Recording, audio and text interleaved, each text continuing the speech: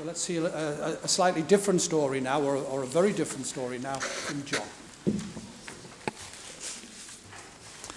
Well, firstly, I'd like to thank Liverpool City Council for enabling the four of us to tell you about the horrible story of the Holocaust. So horrible that most of you probably can't even imagine it. My talk is going to be in 4 short installments. My own story, the events leading up to the Holocaust, a description of the Holocaust itself, and finally, what lessons, if any, can we learn from it? My own story is that I was born Jewish in 1924. That makes me very ancient, 94 years old. My mother was a dental surgeon, practicing in the Rhineland in a large town called Düsseldorf.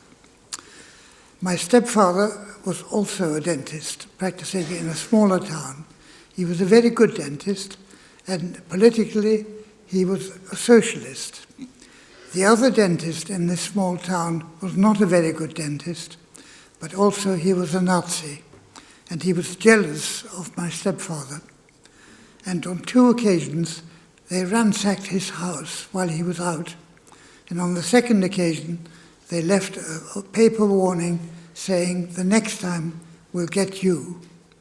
Well, this was in 1933, when Hitler had just become Chancellor of Germany, and things were looking very dark for the Jewish population. So my stepfather and my mother decided not to return to that home, but to stay with friends, also dentists, also Jewish, in Düsseldorf.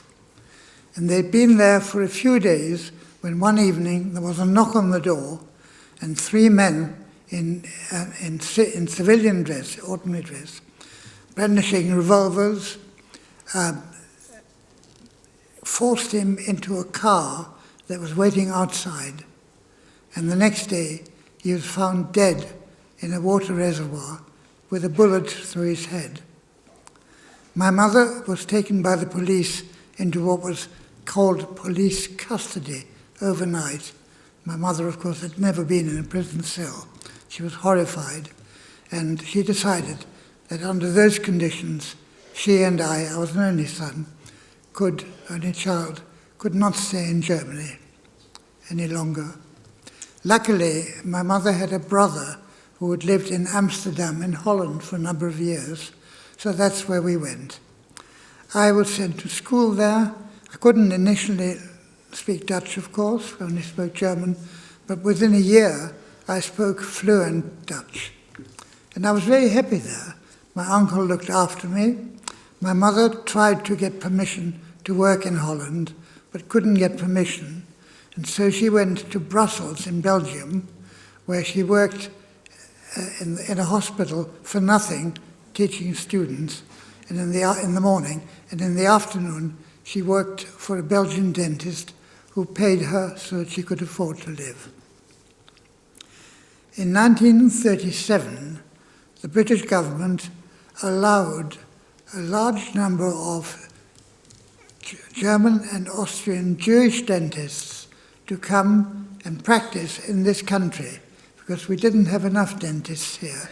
And in any case, British dentistry was a little backward compared to German and American dentistry at that time. My mother had a letter of introduction to a lady in Cambridge who said, well, if you don't know where to go, why not stay in Cambridge? And so she settled down in a practice, starting her own practice in Cambridge. I was sent to a local school, couldn't speak any English because I'd never done English in Holland. I'd only done French. So I learned my first words, which were yes and no, on the boat, same boat probably that took you from Hook of Holland to Harwich, where we landed. The things, I was put into a teacher's household who spoke no German. I could speak no English, but it's a good way of picking up the language. But for the record, it took me a lot longer to learn to speak English than it had taken me to learn to speak Dutch, because I was that much older. And the best time to pick up a new language is when you're age 2 or 3, not when you, and the older you get, the harder it gets. The thing I liked most about England at that stage was toast and marmalade, because I'd never come across either of those in Germany. Well, I was sent to this school, still couldn't speak any English, and we had to do an essay. I mean, my teachers realized I didn't speak any English, but my mother had a very good dental nurse who was good at English, and she wrote the essay for me. I still remember the title, What Happened to Aunt Agatha at Nuneaton. It was a sort of thriller story. And to my horror, I had to read this thing out in front of the class, when of course everybody knew that I couldn't possibly have written it myself. Well, I gradually learned to speak English, even learned the rudiments of rugby, although I was never any good at it. And when I was 16, I was going to take my, what was known as school certificate. You call it GCSE or O-levels now. And I was just before my 16th birthday, and I was writing an English essay when I saw a policeman going across the quad to the headmaster's house. And I knew what that meant, because another boy had been taken away on his 16th birthday as a dangerous enemy alien. So they were coming for this enemy alien. They were very nice about it, took me to my mother's house, said I'd be away for a few days, would she pack a suitcase for me to take with me. And from there I was driven to Bury St Edmunds, and then Huyton, which at that stage was only newly built and not inhabited yet. And in Huyton I stayed for about three weeks. I was hungry because there wasn't enough food for us. Luckily I had a cousin who worked in the kitchen. He had also been interned, and he gave me the odd hunk of bread.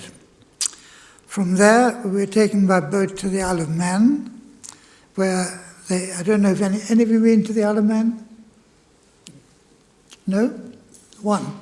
Well, there were a lot of houses facing the sea, and they'd built a couple of barbed wire fences between which soldiers paraded. And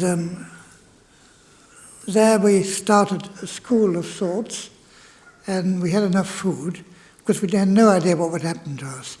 You may ask, what happened to my mother? Well, we were both known as Category C enemy aliens, and if you were Category C, it was up to the local chief constable to decide whether you were to be interned or not. My mother was doing a useful job as a dental surgeon.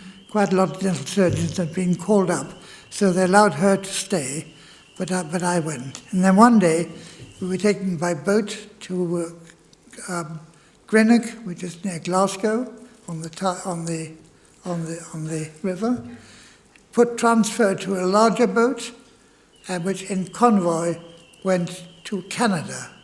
So I was taken to Canada. And there we were taken to huts which hadn't been quite finished yet, but luckily by the time winter arrived, we managed to finish the huts. We were sent out to chop wood, to chop down trees, so that we could heat the wooden stoves which kept our barracks warm. So it was quite tolerable. And then one day, the British government at last realized how foolish it was had been to intern all these Jewish refugees who really had no interest in Hitler surviving. They wanted the war to be over quickly, Hitler to lose, of course. And so I was given the opportunity of either returning to England or being released in Canada, where I didn't know anybody.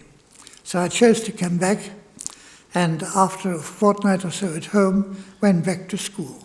Of course, I'd lost a year's schooling, but in due course I took my exams, and then I had to decide what I wanted to do. And strangely or not, I decided I wanted to be a dentist. So I went to dental school, but within a short time I realized that it had been a mistake. I really wanted to be a doctor. So I changed from being a dental student to being a medical student. Luckily, the first year of both was identical, so I didn't lose any further time. So in due course, the medical school had been evacuated to Tunbridge Wells. In due course, I went up to do my clinical years at Guy's Hospital, where I qualified in 1947. Applied, and I was given two jobs at my own hospital, and then I had to look for jobs outside hospital. But of course, my name was still German, Hans Goldschmidt. And quite reasonably, people didn't want to give a job to a foreigner when English people wanted jobs. So luckily, at that time, my naturalization came through. That means I became British. And I took the opportunity to make my name sound more English, namely John Goldsmith instead of Hans Goldschmidt. And after that, I had no difficulty in getting jobs. In due course, I became a hospital doctor. But before that, I had joined the RAMC to be a doctor in the forces, RAMC, Royal Army Medical Corps. I wasn't called up for this, but all my colleagues were called up, so I felt I should volunteer, which I did. And so I was in the army for about 15 months before I came back, and then resumed jobs in hospital. Qualified in 1947, and later went to America for a year to do research, came back, worked at a hospital which no longer exists in Liverpool called Sefton General. There was an Asda there in Smithtown Road. And when that hospital closed, I went to the Royal, and in due course I became, in my last 3 years, I became director of the Royal until I retired in 1989. I still did some medical work until I was 70, and since then I've been retired and have enjoyed my retirement. That's enough about me, I think. The events leading up to the Holocaust, as Kay has already told you, things in Germany became worse and worse for Jewish people. They lost their jobs as teachers, they lost their jobs as judges, they could no longer earn a living, their children could not go to state schools anymore, had to go to Jewish schools, and life became very, very difficult, and it all came to a head in the Crystal Night, which you've already been told about, when all Jewish homes were trashed. Some Jewish people were killed on the spot, some were sent to concentration camps, and all the synagogues were trashed and burnt down. And it was obvious that life was no longer possible for Jewish people in Germany. But by that time, it had become impossible for many of them to find other countries that would take them. And in a final resolution, which is called the Wannsee Conference, the Germans decided to kill all the remaining Jews that were left. This came to 6 million people. I don't know if you can imagine 6 million, but if you take the population of Liverpool and Manchester and Leeds and Sheffield and Glasgow and Edinburgh together, that would probably come to about 6 million people.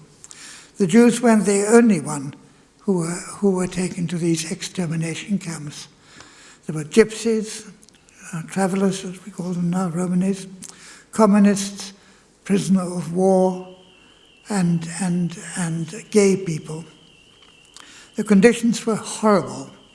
People had to sleep in slats, head to foot, because there wasn't enough room. So during the night, your colleagues' feet would go into your face. They were starved so much. They were worked terribly hard, those who could work. Those who could not work were taken off the trucks, and they were divided into two columns. Those who could work on one side, those who couldn't work went to the other. And those were mostly, not all, taken straight to gas chambers, were poisoned by poison gas, and then burnt in ovens.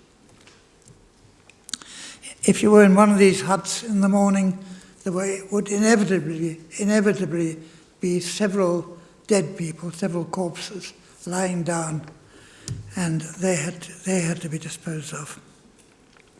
So that was the Wannsee final solutions of Germany for the Jews.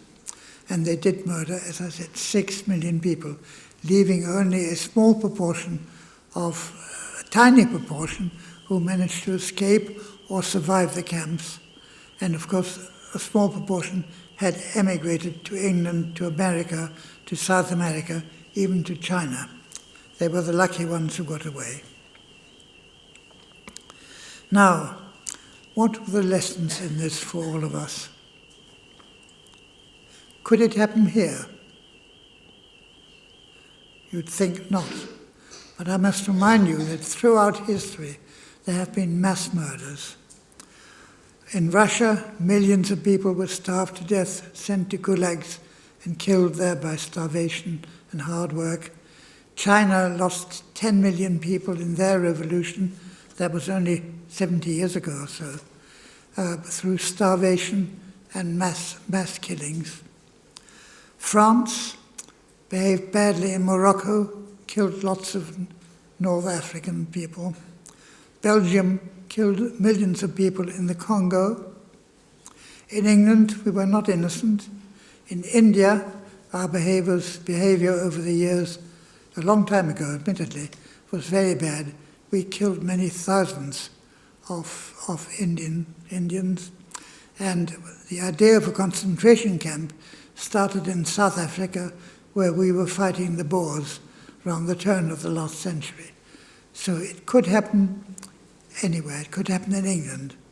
And you may now, and it continues to happen in places like Rwanda, Bosnia, and of course the Middle East, and currently still in Sudan. People are killing each other because either they're of a different religion or different ethnic tribe. So, how can ordinary, decent people like you, your teachers, and I dare say us, behave in that manner? Well, the answer is, unfortunately, we could, given the right circumstances. And this is the idea I like to leave you with. It could happen to all of us. In a crowd, people behave differently from what they did do as individuals. As individuals, they may be kind, decent people. Put them in a crowd, giving them horrible leadership of a few people, and these things can happen. So remember that when you come across unkindness or racial hatred, remember it could happen to anybody. So behave in the way you would like to behave as an individual. Thank you.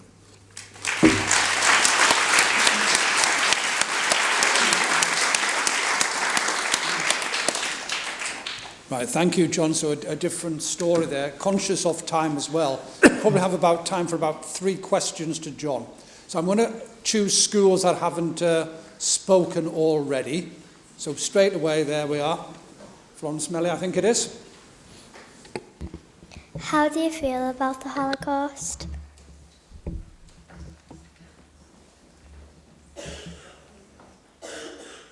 Well, you can imagine.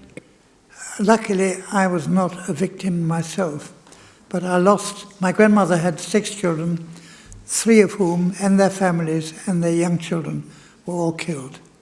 So you can imagine how I feel. I don't have to put it into words.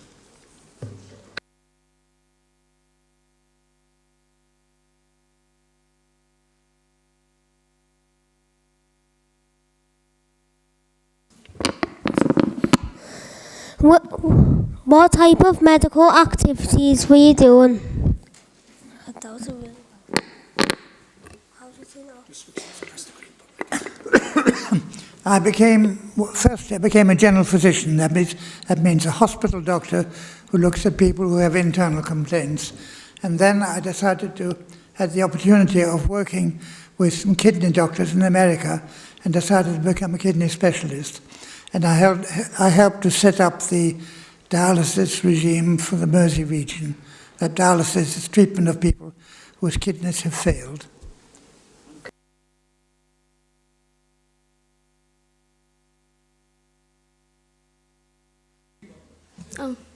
How did you feel when you first hit the air raids?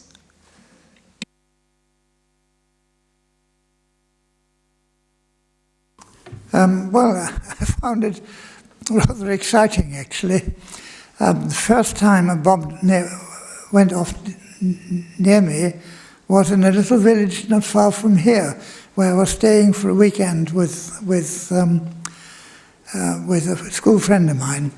It was a very, very big bomb which left a huge crater, shattered every window in the village, but nobody was actually hurt, miraculously. And then, of course, I was in London during the V1 and the V2 bombers, and that was the V2s you couldn't actually hear; they just dropped. But the V1s were little aeroplanes, and you could hear them coming over. And when the engine cut out, that's when you knew they'd fallen and bombed. But I was never injured in the raid myself. Okay, so that's all we've got time for with John. So can we give John a nice big round of applause?